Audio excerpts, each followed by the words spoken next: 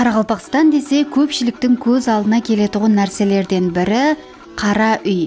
Ол апайы үй емес, бәлкі Қарақалпақ халқының миллилігін сәулелендіруші әйемгі тұрақ жай. Қара үй неше әсірлер давамында тек ғана қарақалпақлардың, бәлкі монғоллар, қазақтар, қырғызлар, түркмендердің тикарығы баспанасы болып келген. Сондай-ақ бүгінгі күнде де ол өз әхметін жоғалтпаған.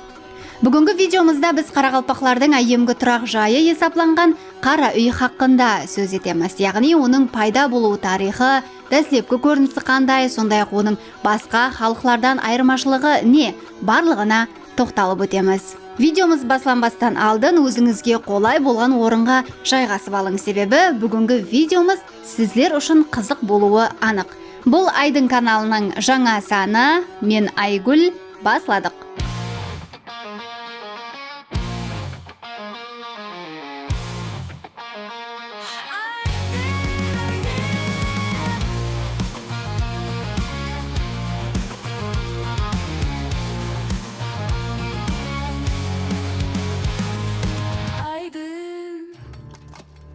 Қара үй, қарақалпақ, қазақ, қырғыз, түркмен, монғол, құбыла Сибир һәм өзбек халқының айрым аймақларында бар болып, ол көшпелі түрки халықлардың дәстүри көшпелі үйі есапланады.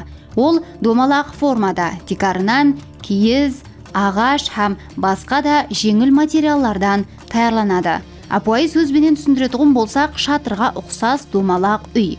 Бұл сөз түрки тілдегі жұрт, ямаса ватан мәнісін аңлатушы өзектен келіп шыққан делінеді.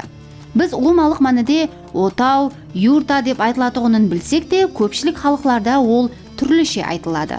Мысалы, бізде қар үй, ямаса қара үй деп айтылуы кең қолданылған болса, қазақтарда киіз үй, қырғызларда боз үй, монғолларда гер, ал түркмендерде болса ақ үй деп айтылады. Қанегелердің айтуына қарағанда, қара үй деп ағаштан жасалған бөлегіне айтылады. Ол безелгеннен кейін болса отауға айланады. Бірақ та ол халық арасында қара үй деп сіңіп кеткен. Ал енді ойлап көрсек, не үшін қара үй бұл халықлардың тикарығы жасау орны болған? Негізінен ол көшпелі тұрмыс үшін қолай, тез жиналатұғын һәм бір орыннан басқасына көшірілетұғын тұрақ жай вазипасын атқарған. Сондықтан да оның пайда болуы һәм рауажлануы әйемгі дәуірлерге барып тақалады. Қарақалпақлар арасында кең тарқалуына себеп болса, ерте уақытларда қарақалпақлар су тасқынлары, судың жетіспеушілігі һәм басқыншылық ұрыстары нәтижесінде өз маканларын өзгертуге мәжбүр болған. Соның ішінде қарақалпақлардың тикарығы тұрақ жайы өз жасау орнын өзгертуге қолай болған қара үй болған.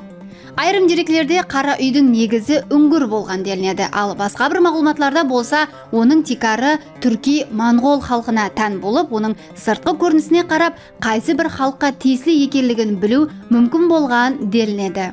Ал бұндай көріністегі үйлер болса, Шығыс Сибир һәм Орайлық Азияның шөл зоналарында көбірек ұшырасады. Алымлардың болжауы бойынша бұндай үйлерді Орта Азияға ең бірінші мәртебе эрамыздың бірінші әсірінде Шығыс Сибирден бері қарай гунлар алып келген. Яғни қара үй негізінен Сибирде жасаушы қауымлер арқалы тарқалған болуы да мүмкін. Яғни тап осыған ұқсас үйлер кейде кинофильмлерде ұзақ Сибир халықларының жасау орынлары сипатында көрінеді. Деректерде қарақалпақлардың қара үйі дәслеп шадыр, ямаса лашық көрінісінде төрт меш болған деп келтіріледі. Кейін жоғарысын жабу қиын болғанлығы себеплі оның төбе бөлегін июге тура келген. Сол себеплі қазіргі көрінісі жүзеге келген. Сондай-ақ басқа бір кітапларда лачуги черных колубоков, яғни қара бөріклілердің лашығы деген атама бар. Бұнда лачуг қарақалпақша лашық, яғни қапталары жауылған шатыр. Бұның түрі де қара реңге ұқсайды, бірақ жүдә апуайы. Оны бесалды қаданы айқастырып, үйшікілеп, атрапын киізбенен орап таслаған. Бірақ та оның Орайлық Азиядағы тарқалған түрлері бүткілі басқаша. Қарақалпақлардың қазіргі қара үйі солардың ең жетіліскен түрі есапланады. Белгілі алым Ағынбай Аламұратов өзінің Қарақалпақстан көркем өнер кітабында Жаңадарияның бойындағы теріскен қойымшылығы, біздің эрамызға шекемгі 9-8 ғасырлерде жасаған Савромат қауымлерінің адам жерлеу дәстүрі менен бір қатарда ярым көшпелілердің тұрақ жайының қандай болғанлығын болжау мүмкіншілігін береді деп жазған еді. Ал академик Сергей Павлович Толстов болса Тақтакөпір районының аймағынан табылған барақта местелігі айемгі Хорезм архитектурасы менен бүткілдей араласып кеткенін айтады. Археологлардың болжауынша жайдың 2 қабаты киізбенен жабылған деп жазады. Осы көзқарастарға қарағанда Қарақалпақларда жай салу өнері әдеуір ерте дәуірлерде рауажданған. Бірақ та сыртқы ұрыслар, келіспеушіліктер оларға көп тәсірін тигізген. 14-16 ғасырға тиесілі археологиялық қазылмалар бұл хақында әдеуір көп мағлұмат береді. Дегенменен Қарақалпақларда қара үй соғу дәстүрі болған. Сондықтан қара үй олардың миллилігін білдіріп тұрады. Бірақ та бұл өнердің қашан һәм кім тарапынан ойлап табылғаны хақында анық мағлұмат жоқ. Бірақ та бұны Шыңғысхан дәуірінде монғоллар кең тарқатты деп айта алмаймыз. Себебі 12-13 ғасырда Хорезмдегі Арслан һәм Текеш патшалық еткен дәуірде Текештің қабіріндегі мазардың өзі қара үйге ұқсайды. Қапталында 12 қырлы қанат бар, ал төбесі болса қара үйдің төбесі сияқлы бастырылған. Археологлардың болжауына қарағанда сол дәуірде әулиелердің жайлары турымүйшілі болғанымен олар шеңбер, яғни дөңгелек формада салынған. Яғни олардың қыры 50 сантиметрден 2 метр аралығында мүйеш таслап өру. Диуаларының саны 6 қырлы мүйештен 48 қырлы мүйешке шекем давам етеді. Демек сол дәуірде тас кербіштен өрілген жайлардың өзінде де қара үйдің кереге қанатларының дәстүрлері сақланған. Әлбетте ол дәуірде кереге болмаған, сол үшін да киіз үйлерді соғу үшін ұшлары бірі-біріне бекітілген, 6 ямаса 2 қада айландырылып көмілген. Егер бұл қаталар киізбенен жабылғанда тап сол жайлар түріндегі төртмүйшіліктер келіп шығады. Хәтте кербіштен салынған жайлар да қара үйге ұқсап қалады. Ал қара үй болса сол дөңгелек үйлердің жетіліскен түрі болуы да мүмкін.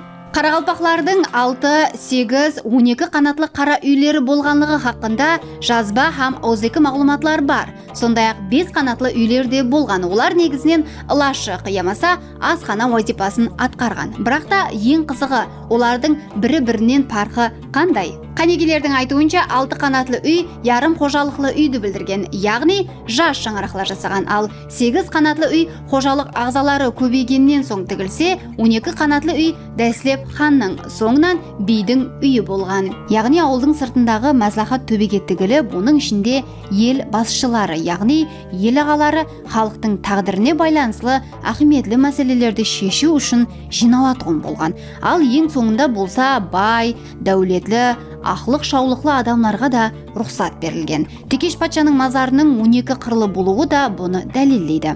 Бұнда 12 сан 12 ай ямаса 1 жыл толық санды көрсетсе керек. Соның ішінде 12 қанатлы үй дәслеп ханның, соңынан бидің үйі болған. Қарақалпақлардың қара үйі өзінің құрылысы, көрінісі тәріптен басқа халықтардың қара үйінен ажыралып тұрады һәм бұны соғушы ұсталар үйші деп аталып, олар бұл кәсіпті атадан балаға үйреткен һәм үйшілер әулады деп айтылған. Алдын Қарақалпақстанның көплеген районларында тек қара үй соғу менен шұғылданатын ұсталар болған һәм олар жасаған ауыл үйші ауыл деп аталған. Сондай-ақ қазірде бұл кәсіппенен әулеттен әулетқа өтіп шұғыланып келатырғандар да бар.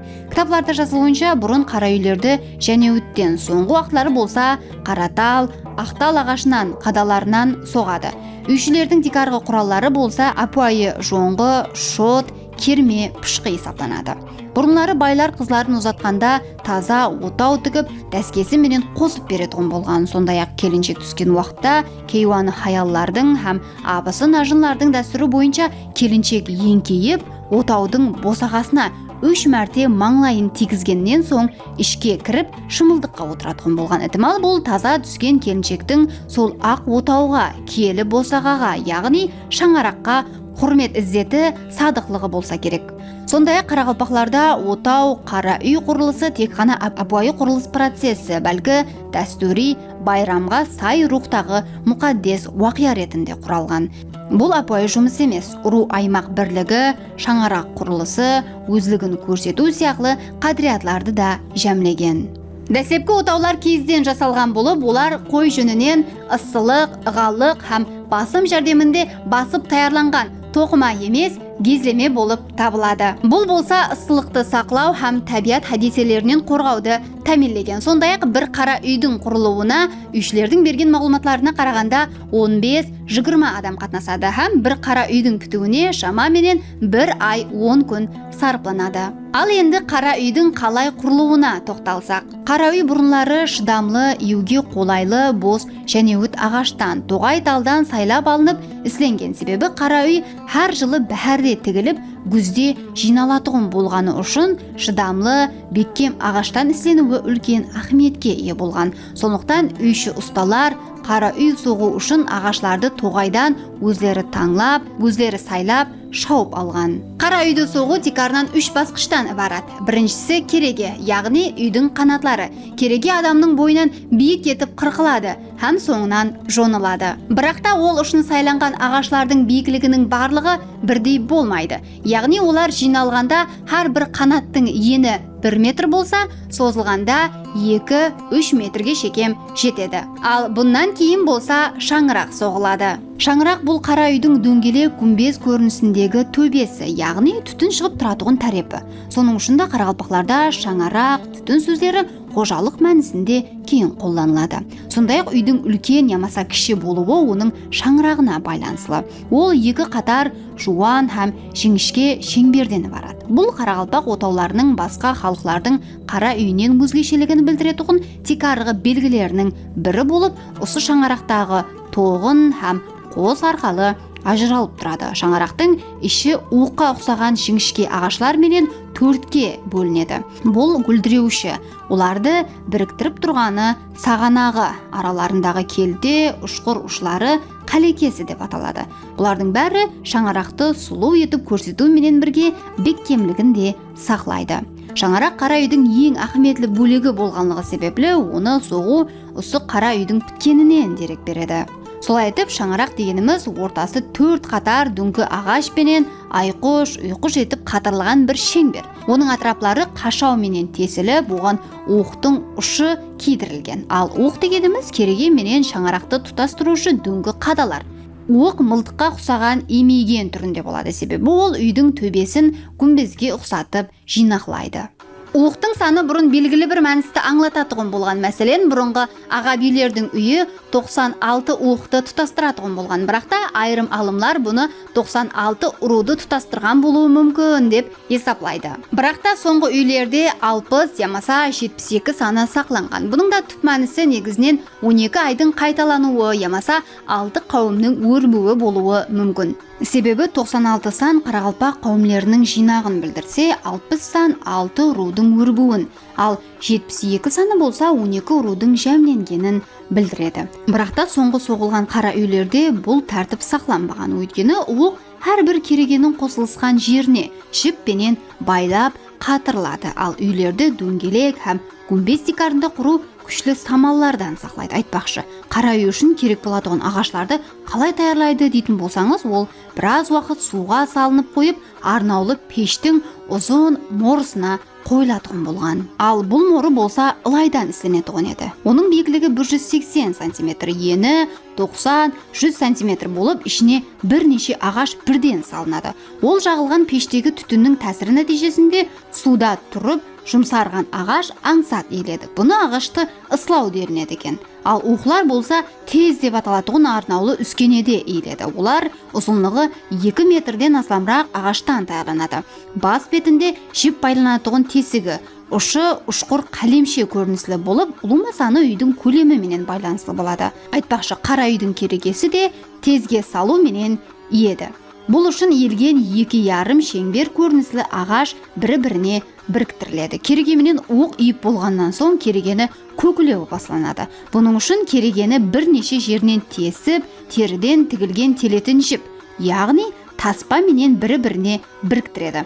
Учлары түйүлөдү, осы көклеу арқалы кереге созылады һәм жиналады. Ал ендігі кезек үйдің 4-ші бөлігі, яғни ергенегі, анықырағы есігі. Деректерде һәр бір қара үйдің есігі басқа ұсталар тарапынан құрылатылған болғанлығы айтылған. Халықта бұған байланыслы һәр қилы ырымлар бар. Яғни қара үйдің ергенегін сол қара үйді соққан үйші құруға болмайды делінген. Ергенек бос ағаштан ісленеді. Бірнеше жалпақ тақтайшалар бірікпесінен барады. Ол негізінен ойма нағызлар менен сыртқы тарапынан безеледі. Ашылған уақытта нағысы ішке қарап ашылады. Керегеге жақлау ағаш пенен бекітіледі. Ергенек төмендегі табалдырық, яғни босаға, жоғарыдағы маңлайша деп аталған ұзынша тақтайлардағы арнаулы ойықларға кигізіледі. Айтпақшы, қарақалпақларда қара үйлер кірер аузы ергенек шәртлі түрде құбыла тарапке қарап құрылады. Мағлұматларда келтірілуінше, алдын ергенек соғу зергерлік пенен бір орында тұрған себебі, бір ергенектің өзін басқаша нағыслар менен толтырып, бір жыл іслеген адамлар да болғаны айтылады. Бұнда жағдайда болса, қара үйді соғу 2-3 жылға шекем созылып кеткен. Керегенің сыртынан ши айландырылып оралады. Ол 3 дана болып, артқы шиден жаз айларында самал кіріп, салқынлықты сақлап тұрса, есігіне тұтылған ши шыбын шіркейден сақлаған. Демек, бұнда тазалық пенен бірге жасаушыларға қолайлық, барлық шариғатлар есапқа алынған. Солай етіп, қарақалпақлардың қара үйі бір күнде һәм жығылып, һәм тігілуге болатұғын баспана болып, халқымыз бірнеше әсірлер давамында пайдаланған. Ал үйдің бұндан кейінгі тәскесі болса, үйдің бәйбешесіне тиісті болған. Айтпақшы, бәйбеше деп үйдің бикесіне айтылады. Ол көпті көрген адам болып, дәслеп тикарығы төсекті таярлайды. Бұл ызғардан сақлану үшін таярланатұғын бойра менен шыпта.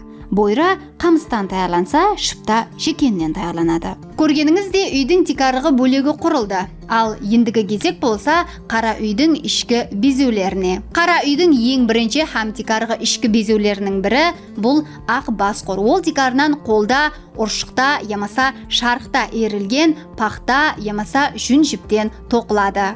Ұзынына өрмекке тартылған пақта жіп еріс. Ал кесесіне өткерілетіғыны арқау деп аталады. Осы екеуінің арасында әр түрлі реңдегі жүн жіплерден нағыз салынған. Ұзындығы 12-15 метр, ені болса 45-50 сантиметр болған ақбасқұрлар үйдің сыртынан, оқтың бүгілген жерінен нағысы ішке қаратылып тартылады. Ширатылған жіп болса біткен 2-3 оққа байланады. Оның нағызлары өсімлік тәрізді, яғни дарақ нағыз, шақа нағыз, гүл нағыз, хайуанатлар мүйішілерінен, мәселен, қос мүйіз, тоқалақ мүйіз, ғарға тырнақ, сондай-ақ геометриялық мүйішіліктерден ібарат болып, оқлардың арасынан анық көрініп тұрады. Ұлым алғанда аралас ұсыл үлгісі менен тоқылады. Ақбасқұрдың төменіне кереге менен оқтың біріккен жерінен жоғарыға нағысы ішке қаратылып, сырттан қызыл басқұр тартылады.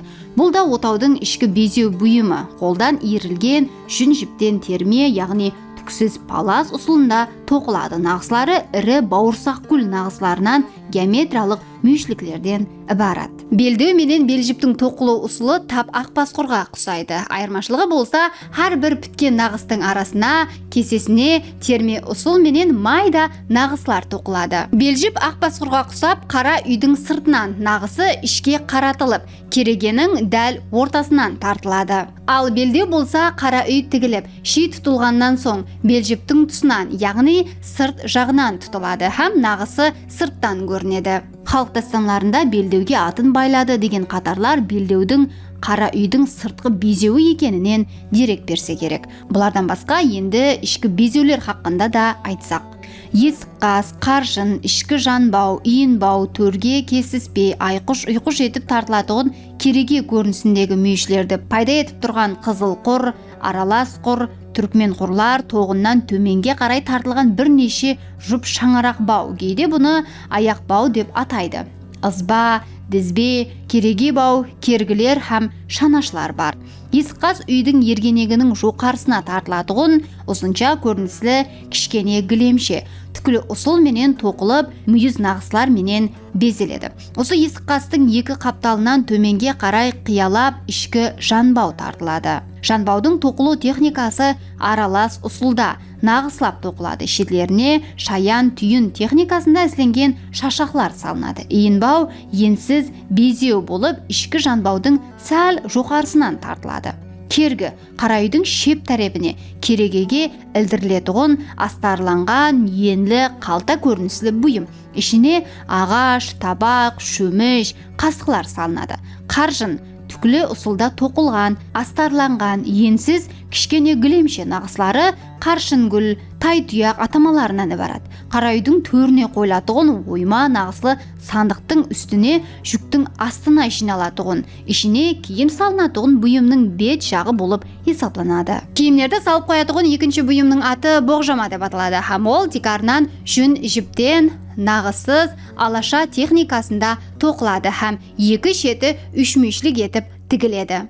Қара үйдің шаңырағынан төменге қарай тартылған реңлі жіплерден есіліп ісленген баулардың ұшлары көпекленіп жұп-жұптан байланады.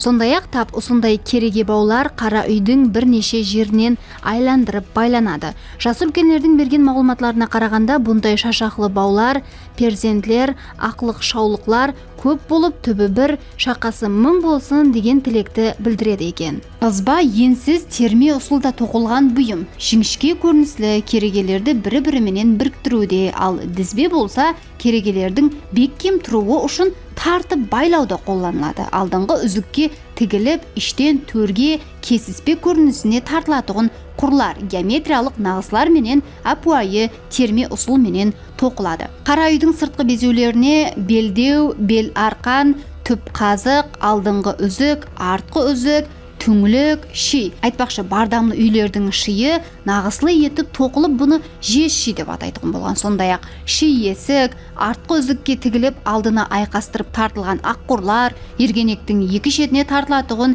ши өнерден жоғарыға қарап тартылатығын сыртқы жанбау, ши есіктің төменіне тартылатығын су ағар, үзіктің шетіне тігілетұғын бақалақ, көз тілден сақлау үшін есікке ілдірілетұғын жаурынша тұмарлар кіреді. Үзік түңліклер жұқа етіп басылған киізден ісленеді. Бірнеше жерінен тарттырып байлап қоятығын жіплері болады. Бұлардан басқа қара үйді қатты дауыл жығып кетпеуі үшін жерге қазық қағып тарттырып байлап қоятығын бел арқаны да болған. Айтпақшы, бұл айырым жерлерде белдеу қазық, кіндік қазық деп те аталған. Үзіктің түрлеріне қарап барлық сән салтанаты менен безелген қара үйлер ақ отау, боз отау деп айтылған.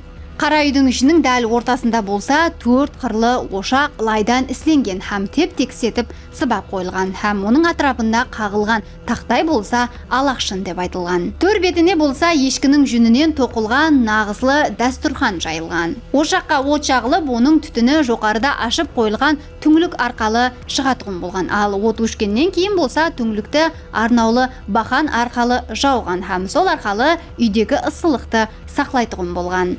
Бұрынғы уақытлары қыста қара үйдің іші жылы болуы үшін оның сыртын қалың киіздерменен орап қойған. Отаудың ең төрінде үстіне қаршын, боғжама, көрпе төсек, құрақ көрпешелер жиналған сандық қойылып, ең сыйлы орын болып мейманлар отырған. Ал оң тарапында ер адамлар жасына қарай жайғасып, оларға тиесілі аттың ер тұрманлары, ақ баслы ер, қамшы, аламойнақ дута, шөгірме, шапан һәм тағы басқа киімдер керегеге ілдірілген. Шет тарапта болса, қыз-келіншектер отырып, олардың киімдері кергі, сабаяқ, шанаш, күбі, астақта һәм тағы басқа нәрселер қойылған. Ұлыма қара үйдің оң тарапы жүда қасиетлі, киелі орын деп есапланған. Қара үйге кіргенде пәс ергенек есіктің жағдайына бола, кім кірсе де еңкейіп кіреді. Демек, бұл сол үйге деген құрметті білдіреді. Айрым жас үлкен қарылар ергенектен еңкейіп кіру үйшілердің пірі Ибрахим Халилге деген құрмет деп айтады. Әрбір бұйымды тоқу үшін біраз уақыт талап етілген. Бірнеше жылдар давамында қара үйді толық безеп болған. Қара үйдің сүйегі ағаштан ісленген бөлеклеріменен барлық безеулері таяр болған соң оны шашу беріп тігетұғын болған. Бұның үшін жайдың қасынан арнаулы орын белгілеп, қоңсуғыба жақын ағайынлерді шақырған. Ең дәслеп екі ер адам қара үйдің ергенегін құбылаға қаратып тік ұстап тұрған. Осы есікке екі тараптен керегелерді керіп байлауды ауылдағы белгілі хаяллар ямаса катқода кемпірлер атқарған. Қарақалпақлардың қара үйінің барлық дәскерлері, яғни баулары оны безеп тұруменен бірге дұрыс орналасуында, бекем тұруында да үлкен ахметке ие екені анық. Барлық бұйымлары өз орнына қолайлы, жақсы жайғастырылып тігіліп, отаудың ішіне кірген әрбір адамда айрықша бір сезім пайда болып, ажайып гозалдық дүниясынан өзгеше тәсір алады. Сонымен бірге жасауға қолайлы, бұзып тігуге аңсат, көтергенде жеңіл, сондай қыста жылы, жазды салқын. Бұндай үйлерге қарап біздің халқымыздың тұрмыста әме нәрсеге ітібарменен қарап, өздеріне қолайлы шариатты жаратып алғанына сенеміз. Бір сөзбенен айтқанда, қара үй халқымыздың ата-бабалардан бізге келіп жеткен бейбаха мирасы болып, ол хақында қанша сөз етсек те арзиды. Арадан қанша әсірлері өтсе де, оның қадірі тек қана қарақалпақлар арасында, бәлкі басқа да түрки халықтарда жоғалмады. Себебі оны қазірде жергілікті музейден тартып, халықаралық музейлерде де көрсек болады. Бұнан сыртқары Қарақалпақстанның өзінде де әйне қара үйменен шұғыланатығын үйшілер әулады да бар. Соның үшін де бүгінгі күнде оны Қарақалпақстандағы Арал теңізі, туристік орындар, сондай-ақ басқа да орындарда ұшыратуымыз мүмкін. Бұнан сыртқары Қарақалпақстанда қара үй формасында көптеген нәрселер құрылған. Айтпақшы, есіңізде болса, 2024 жылы Нүкісте Аққұс комплексі құрылған еді. Ол 40,5 метрлі отау болып, Гиннестің рекордлар кітабына дүниядағы ең үлкен отау спатында кіргізілген еді. Ал бұл болса Қарақалпақ халқының миллилігін дүнияға танытты. Құлласы сондай гәплер. Ұлым алғанда қара үй тек қана қарақалпақлардың әйемгі тұрақ жайы емес, ал біздің тарихымызды сәулелендіруші айна. Бұнан сыртқары ол бізді басқа да түрки халықлар менен жақынластырады. Көріп тұрғаныңыздай, арадан қанша әсірлері өтсе де, оның бүгінгі күнімізге шекем сақланып келуі біздің үлкен мақтанышымыз есептеледі. Солай екен, біздің тарихымызды сәулелендіруші har қандай нәрсені қадірлесек, бұл біздің өздігімізді сақлап қалуымызға себепші болады. Бүгінгі даярлаған видеомыз сізге ұнады ма? Және қандай темаларда видео даярлауымызды қалайсыз? Пікірлеріңізді комментарийде жазып қалдырың. Айдын каналының жаңа санында көріскенше.